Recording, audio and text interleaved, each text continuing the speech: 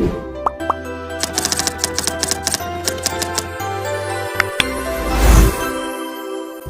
semuanya, selamat datang dalam presentasi hari ini. Hari ini kita akan membahas penyakit pada lansia yang merupakan bagian dari mata kuliah gerontologi. Saya Inazini Zahiro dengan NIM akhir 37 dan selamat menyaksikan. Seiring bertambahnya usia, tubuh manusia mengalami berbagai perubahan yang membuatnya lebih rentan terhadap penyakit. Sistem kekebalan tubuh melemah, metabolisme melambat, dan regenerasi sel tidak seefektif saat muda. Hal ini menyebabkan berbagai penyakit muncul, terutama penyakit kronis yang memerlukan penanganan jangka panjang. Di sini saya akan membahas satu persatu penyakit yang umum terjadi pada lansia. Yang pertama, kita akan belajar kardiovaskular. Kardiovaskular berasal dari dua kata, yaitu kardio dan vaskular, yang berarti kardio jantung dan vaskular pembuluh darah. Jadi sistem kardiovaskular adalah sistem dalam tubuh yang terdiri dari jantung dan pembuluh darah.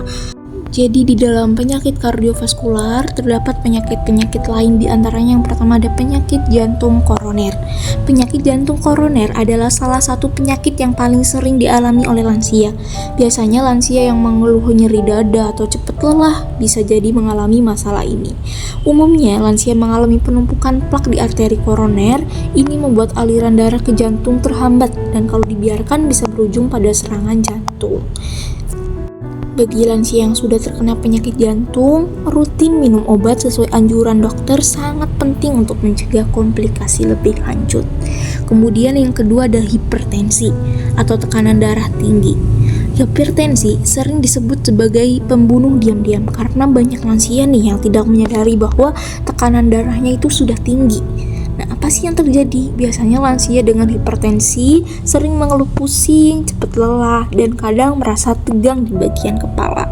Nah, penyebabnya tuh karena makan terlalu banyak garam, kurang gerak, faktor usia, dan juga stres berlebihan. Yang ketiga ada stroke. Stroke terjadi ketika aliran darah ke otak terganggu, baik karena penyumbatan ataupun stroke iskemik atau pecahnya pembuluh darah atau stroke hemoragik. Lansia lebih rentan mengalami stroke karena pembuluh darah mereka mengalami penurunan elastisitas.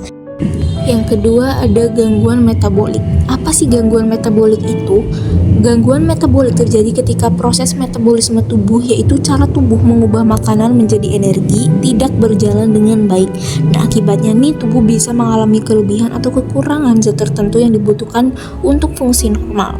Nah, ada dua gangguan metabolik yang sering terjadi pada lansia. Yang pertama ada diabetes mellitus tipe 2. Diabetes mellitus tipe 2 terjadi karena akibat resistensi insulin, yaitu kondisi di mana si tubuh ini tidak bisa menggunakan insulin dengan baik. Nah, akibatnya kadar gula darah menjadi tinggi dan bisa menyebabkan komplikasi serius jika tidak dikontrol. Nah, yang kedua ada dislipidemia. Dislipidemia adalah gangguan kadar kolesterol dalam darah yang meningkatkan resiko penyakit jantung dan stroke. Nah, biasanya ini disebabkan oleh pola makan tinggi lemak jenuh dan kurangnya aktivitas fisik. Yang ketiga ada penyakit muskuloskeletal pada lansia. Apa sih penyakit itu? Penyakit itu adalah suatu gangguan yang mempengaruhi otot, tulang, sendi ataupun ligamen dan tendon yang dimana seiring bertambahnya usia terjadi proses penuaan yang menyebabkan penurunan kepadatan tulang, pelemahan otot serta keausan dan kerusakan pada sendi. Ada dua penyakit yang paling umum terjadi pada gejala muskuloskeletal pada lansia. Yang pertama ada osteoporosis. Osteoporosis adalah kondisi di mana kepadatan tulang menurun, membuat tulang menjadi rapuh dan mudah patah. Nah, penyakit ini tuh lebih sering terjadi pada wanita pasca menopause akibat penurunan hormon estrogen. Yang kedua ada penyakit osteoartritis. Selain penyakit osteoporosis, penyakit muskuloskeletal lain yang sering dialami lansia adalah osteoartritis. Nah, penyakit ini tuh menyebabkan nyeri dan kekakuan sendi akibat kerusakan tulang rawan yang melindungi ujung tulang. Nah, menurut jurnal Alwin Bicki dan kawan-kawan dalam jurnal kesehatan terapan, osteoartritis ini pada lansia sering dipicu oleh faktor usia, obesitas, serta riwayat cedera sendi. Dan lansia yang mengalami osteoartritis ini biasanya mengalami kesulitan dalam bergerak, trauma, terutama saat berjalan atau menaiki tangga. Keempat adalah neurodegeneratif pada lansia. Nah, apa sih penyakit neurodegeneratif pada lansia? Adalah suatu gangguan pada sistem saraf, khususnya pada otak dan sumsum tulang belakang yang menyebabkan sel-sel saraf itu kayak mengalami kerusakan dan kematian secara bertahap gitu seiring waktu. Itu kondisi ini membuat penderitanya mengalami penurunan fungsi kognitif seperti berpikir dan mengingat serta gangguan gerakan. Adapun penyakit yang sering terjadi pada lansia yang dimana pada gangguan ini yang pertama ada penyakit demensia. Demensia ini merupakan sindrom yang menyebabkan penurunan fungsi otak seperti ingatan, bahasa, dan kemampuan berpikir. Adapun gejalanya itu lupa kejadian baru, sulit mengenali orang terdekat, bingung terhadap waktu dan tempat, serta perubahan emosi yang drastis. Nah, yang kedua ada penyakit Parkinson. Penyakit Parkinson ini penyakit yang menyerang sistem saraf, terutama bagian otak yang mengatur gerakan tubuh. Gejalanya bisa berupa tremor atau gemetar, ketakutan, kekakuan otot, gerakan lambat, sulit berjalan, dan kehilangan keseimbangan. Nah, faktor resikonya penuaan, faktor genetik, dan paparan zat beracun. Kemudian yang terakhir yaitu gejala psikologis. Mengapa sih gangguan psikologis sering terjadi pada lansia?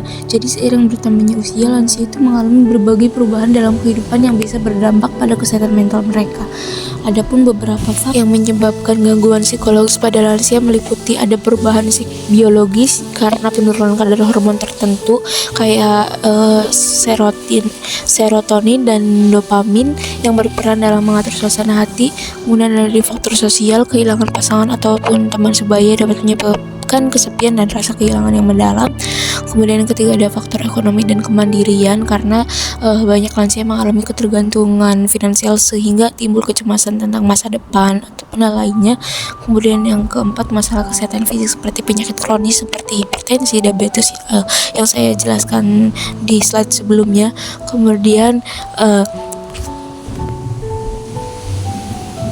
kenapa sih gangguan psikologis sering terjadi pada lansia? Nah, karena kesepian dan kehilangan pasangan. Lansia sering kehilangan orang-orang terdekat sehingga mereka merasa sedih dan kesepian. Kemudian ada ketergantungan dan keterbatasan fisik. Jadi mereka tidak bisa bebas beraktivitas seperti dulu sehingga mereka merasa seperti tidak berdaya.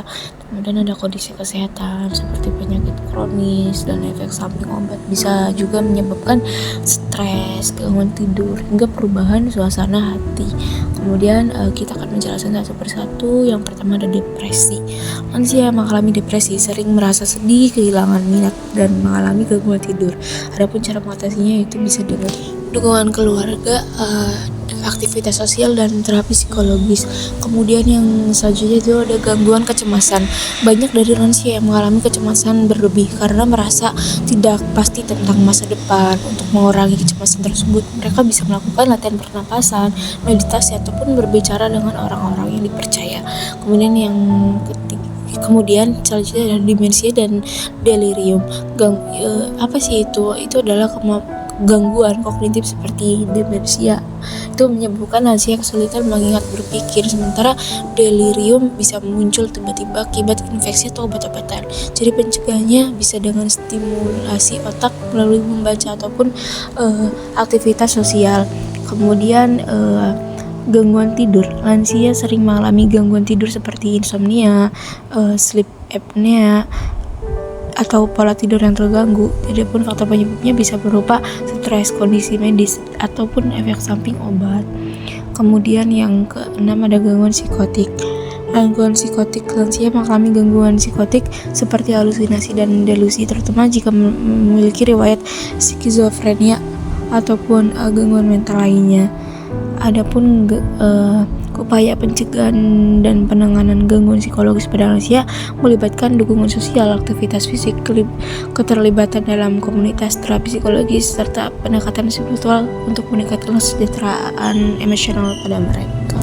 Jadi dari berbagai penyakit yang telah kita bahas, bisa kita lihat bahwa lansia sangat rentan mengalami gangguan kesehatan, baik itu penyakit kardiovaskular, metabolik, neurodegeneratif, maupun gangguan psikologis lainnya. Jadi seiring bertambahnya usia, fungsi tubuh memang menurun, tetapi bukan berarti kualitas hidup mereka juga harus ikut menurun. Jadi dengan pola hidup sehat dari sekarang, pemeriksaan rutin serta pengelolaan stres yang baik, banyak penyakit bisa dicegah atau dikendalikan dari sekarang. Makanya dukungan dari keluarga itu sangat penting, teman-teman. Coba ajak mereka berbicara lebih sering, libatkan mereka dalam aktivitas sosial, atau ajarkan mereka cara mengelola stres, misalnya dengan ibadah ataupun hobi yang mereka suka. Karena pada akhirnya kesehatan lansia bukan hanya soal fisik, tetapi juga soal tentang bagaimana mereka merasa dicintai dan dihargai. Yuk kita lebih peduli dengan kesehatan dan kesejahteraan lansia di sekitar kita. Terima kasih sudah menyimak, semoga bermanfaat.